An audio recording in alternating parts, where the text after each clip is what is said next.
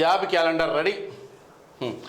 2-3 రోజుల్లో రిలీజ్ చేయనున్న CM Revanth Reddy group 1, group 1, 2, 3, 4 కేటగిరీలో పోస్టులకు వచ్చే ఏడాది ఆగస్టు వరకు భర్తీ చేసే వివరాలతో నోటిఫికేషన్ వచ్చిన 4 నెలలలోపే ప్రక్రియ పూర్తి.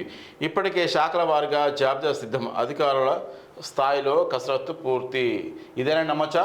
మొన్న 15 రోజుల్లోనే ఇప్పుడు 2-3 రోజులు వస్తాను రావాలి కంపల్సరీ. దాదాపు 18 ఉద్యోగుల భర్తీకి ప్లాన్.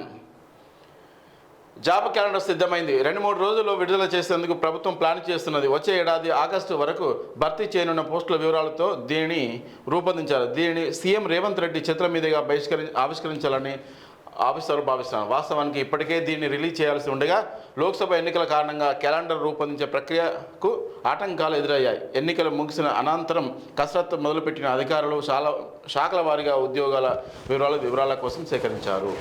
చిన్న లిస్టును సిద్ధం చేశారు. 18,000 పోస్టులకు సంబంధించిన వివరాలు.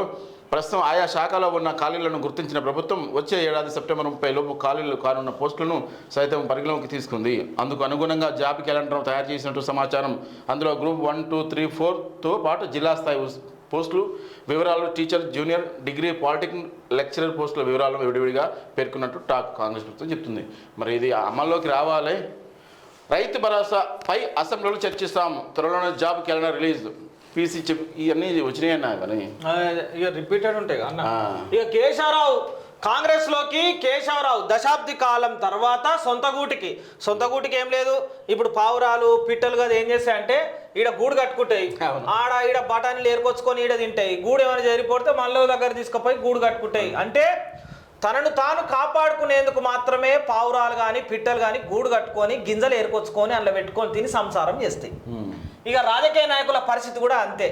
సొంత గూటికే మళ్ళా దానికే సొంత కండువా కప్పుకుర్రు. ఇవన్నీ ఉత్తమాటలు. వాళ్ళకి ఎప్పుడు అధికారం ఉండాలి. మరి వేరే పార్టీలో పోయేటప్పుడు సొంత గూటికి ఏం గుర్తురాదా? సొంత గూటిని వదిలిపెట్టిపోతున్నా, అమ్మో నా ఇల్లుని వదిలిపెట్టిపోతున్నా అని బాధ రాదా? అంతే.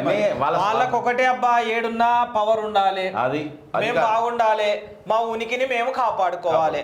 ఇంతకు మించి ఏం లేదు. జనాల గురించి వీళ్ళకి ఆలోచన ఉంటే ఈ నిరుపేదల కుటుంబాలు అసలు ఉండనే మన రాష్ట్రంలో. దేశం పేరు జనాల కానీ జనాల కోసం కాదు. పార్టీ మానవాళ్ళు ఎవ్వరూ జనాల కోసం కాదు, వాళ్ళ స్వార్థం కోసమే.